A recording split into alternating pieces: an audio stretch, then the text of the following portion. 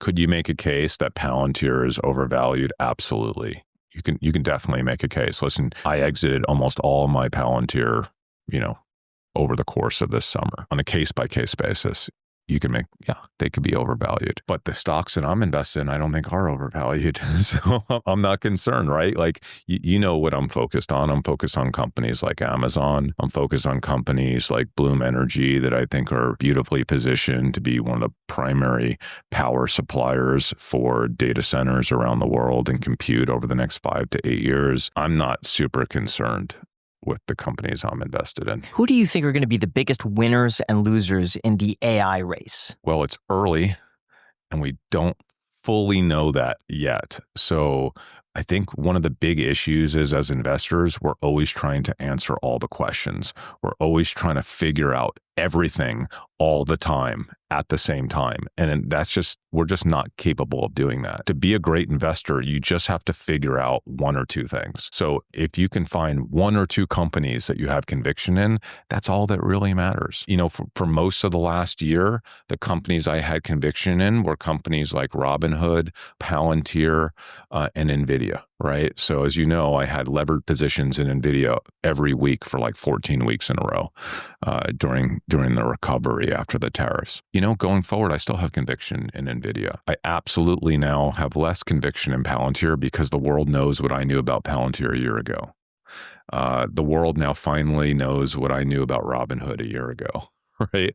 I do think Robinhood still has legs to continue to surprise people the next 2 to 5 years. So I'm still in Robinhood. But when we think about this kind of next phase of the cycle, there are 60 or 70 AI companies, and I don't have opinions on most of them, okay? Like, there's no way for me to get strong conviction around dozens and dozens of companies. I feel really good about Amazon, okay? I feel really good about Bloom Energy. I still feel really good about NVIDIA. Why do I feel good about Amazon long term? It's really simple. Regardless of who the big winners are in the early stages of AI, who's ultimately one of the biggest winners, right? Ultimately, it's hard to make a case that Amazon isn't one of the biggest winners long term from this massive cycle of intelligence and automation and robotics. They spent 20 years building out an obscene amount of infrastructure around the world, making investments that no other company would ever even consider making. That didn't make any sense because you're making these investments in a very low margin business, because everything that Amazon does on the consumer side, basically the world's largest retailer of stuff to humans, is extremely low margin. Why is it low margin? Because it takes hundreds and hundreds of thousands of expensive humans to basically move these products from one place to another. The systems are extremely expensive, right? And so now that we've developed this intelligence, and the other half of my world is like this concept of us having an infinite labor machine over the next few decades, once embodied AI comes to fruition, which is robots, which is inevitable. It's just, we can debate the timelines, but it's inevitable. Amazon's the biggest winner. Yeah. So like, I don't care what happens in the next few weeks to few months with Amazon. If it drops, I'll just buy more. Yeah, Amazon's been incredible. I went to Home Depot the other night to find an extension cord. I wanted to find a 15-foot extension cord outdoors. And I went to Home Depot and I looked at the prices, and then went to Amazon. And then I realized I could buy the same thing at Amazon for half the price, and it would arrive the next morning between like 6 and 8 o'clock a.m. That's insane. So I just went and bought it on Amazon instead. The other thing that's interesting with Amazon is their movies that you could watch, and their shows that you could watch on Amazon, which are incredible. Like Beast Games was through Amazon. And so them getting in that media side too, I think is incredible. Not a lot of people think about that. It's fun, but it's not what I really care about. What I really care about is the infrastructure play that Amazon has invested in over the last couple of decades, that once they're able to properly, kind of tweak the efficiencies in that infrastructure with automation and robotics, which is inevitable, I think Amazon is going to be unstoppable. meaning like I don't think you'll be able to compete with Amazon in terms of your ability to get a product from here to there. What about the growth possibility though? Amazon is already such a massive company that if they doubled, they would be the largest company.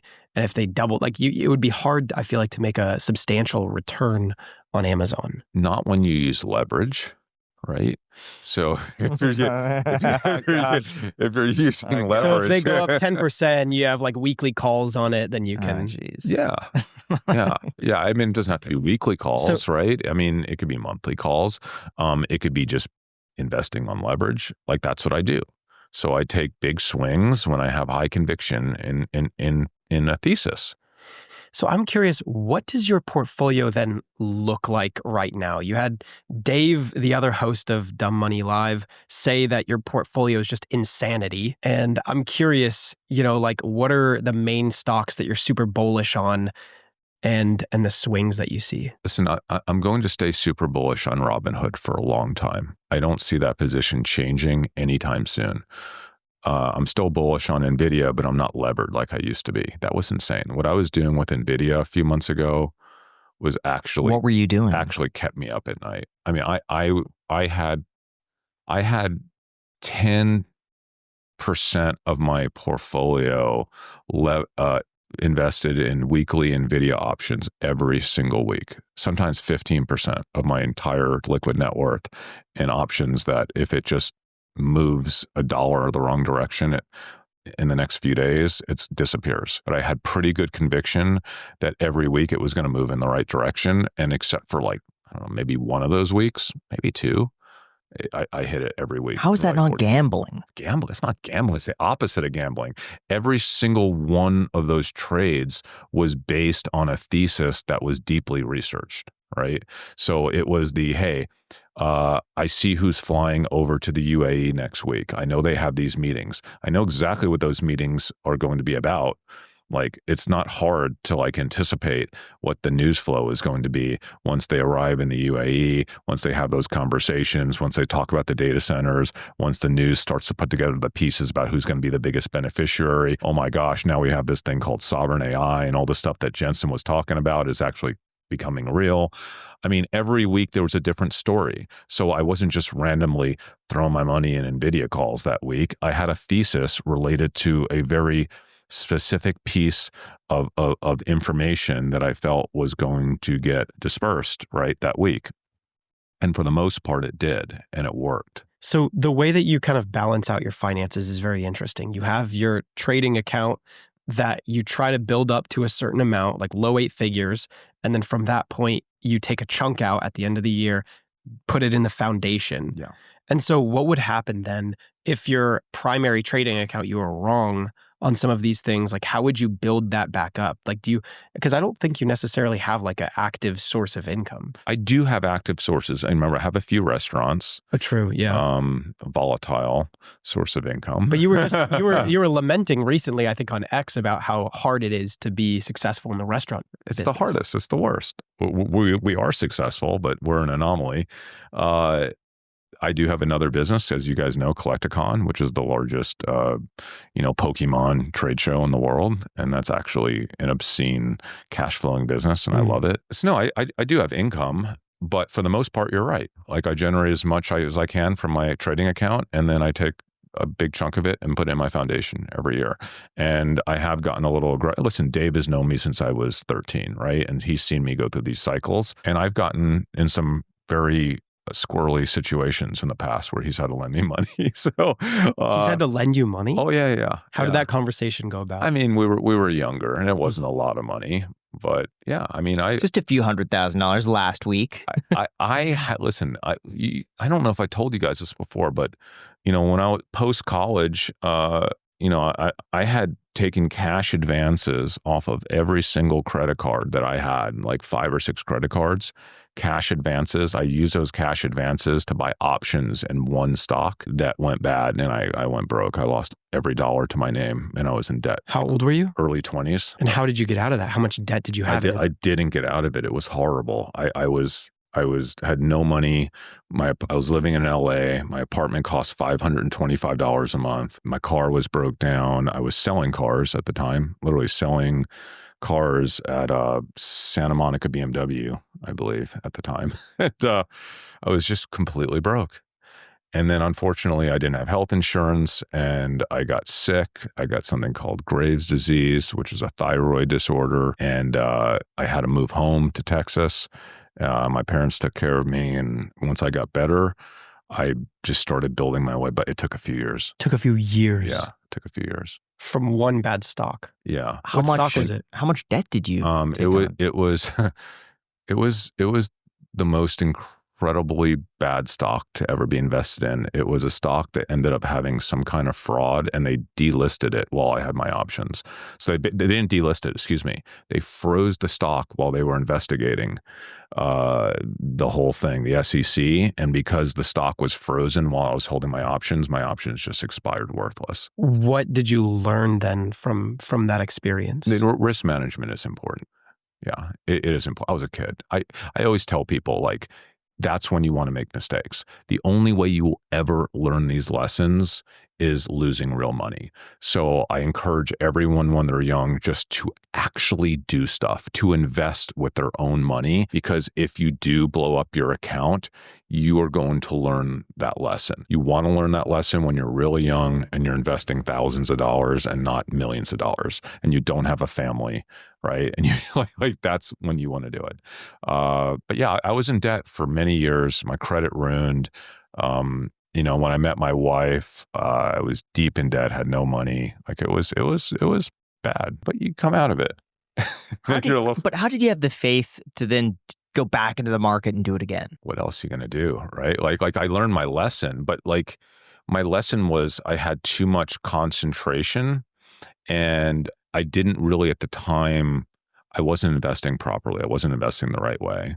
I was investing because I knew a guy that knew a guy that said, hey, this is a sure thing. First of all, as we know, there is no such thing as a sure thing. But more important than that is you have to do your own homework. And that's why now you know why I preach. I don't just say that to say that. Mm-hmm. Like I say it because I really mean it. When people try to like copy my trades or people ask me for my exact trades, I generally don't release them anymore because I truthfully do not want to instill that type of behavior. Steal my ideas, but do your own research and actually make your own decisions, because these are really important decisions. You don't want, like, I don't want to blow up your account, right? Like that's on you, not on me.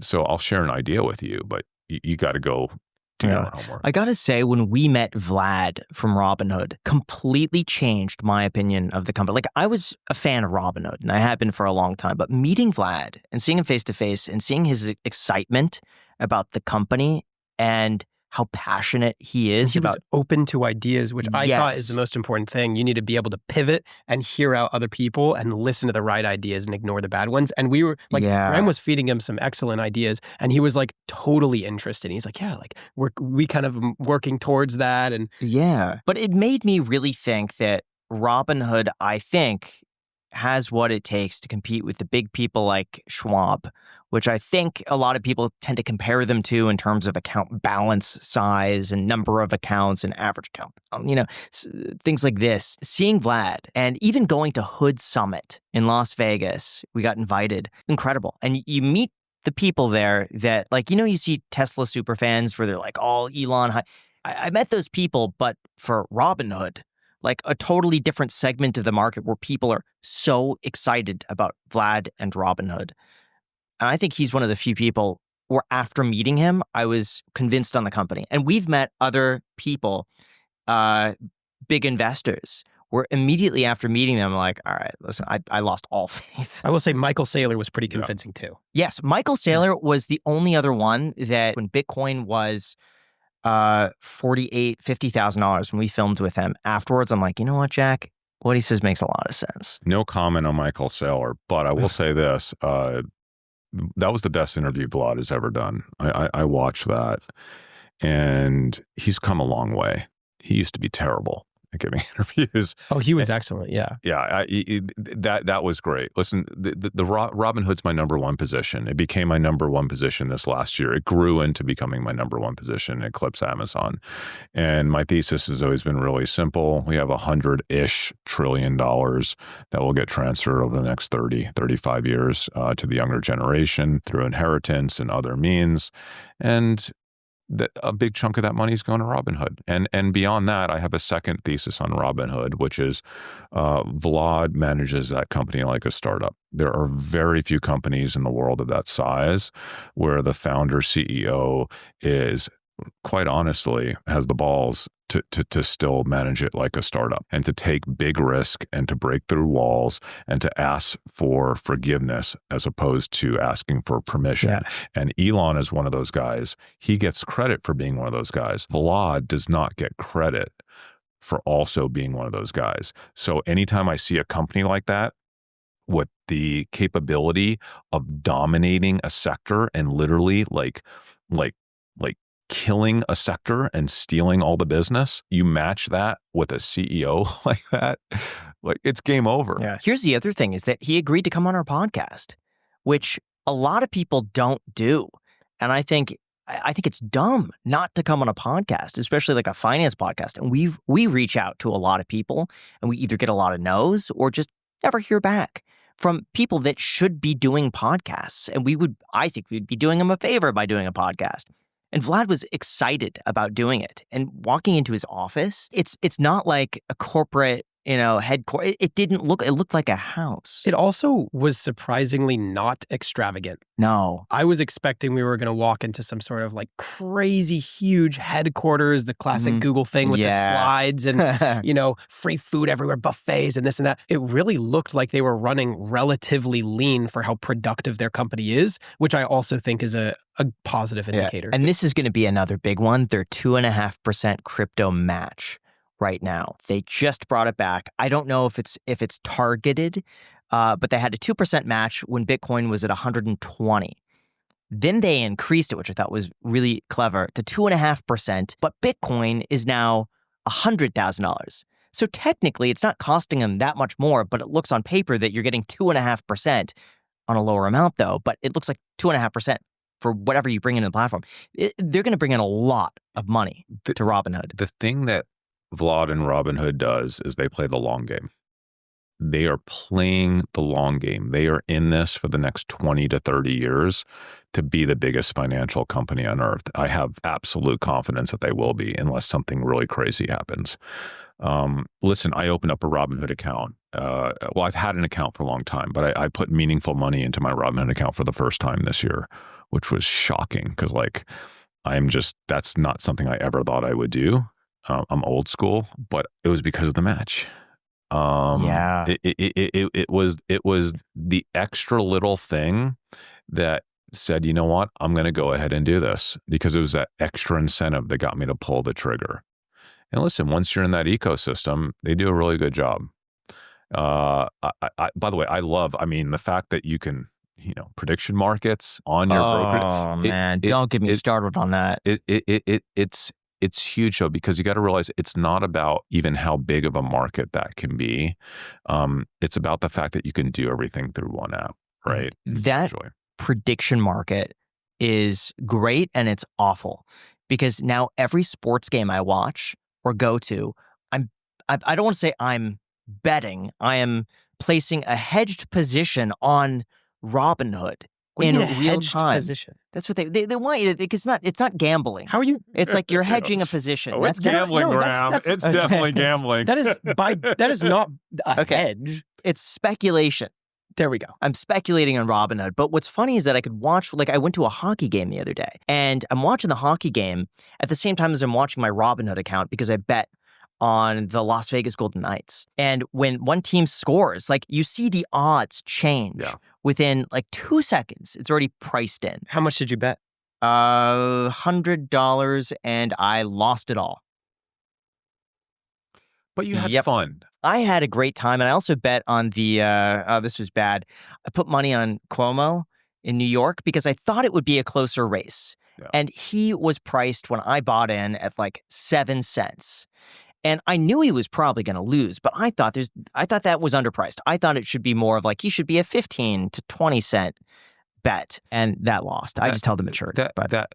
That's a fair thesis. That's my favorite type of investing is when you see an asymmetric risk reward.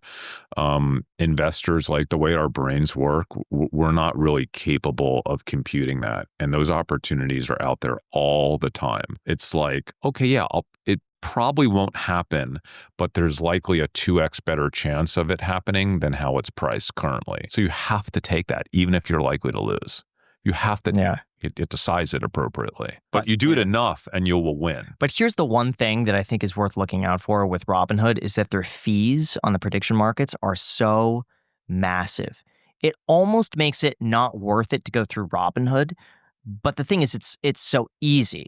Like, it saves me from having to drive down to Red Rock and place a bet when I could just do it on my phone in like 2 seconds. But the spread between the bid and the ask and the Robinhood fee you pay adds up to like 10 to 15% a buy and then 10 to 15% a sell if you sell it before it matures. Okay, so I think they're looking at the long tail of customers who want to engage in that type of prediction market as opposed to the professional gambler, right? That really cares that much. For people like me, I don't care. Like, if I want to bet on a game, I don't care if I can get a 5% better margin going to MGM, which I can't even do in Texas anyway, right? But even if I could, like you said, it's just easy and they make it easy and fun.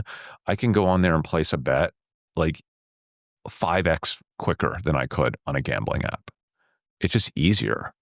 And I think a lot of people don't want to have a gambling app. They don't want to have money inside of a gambling app. That's just not part of who they are.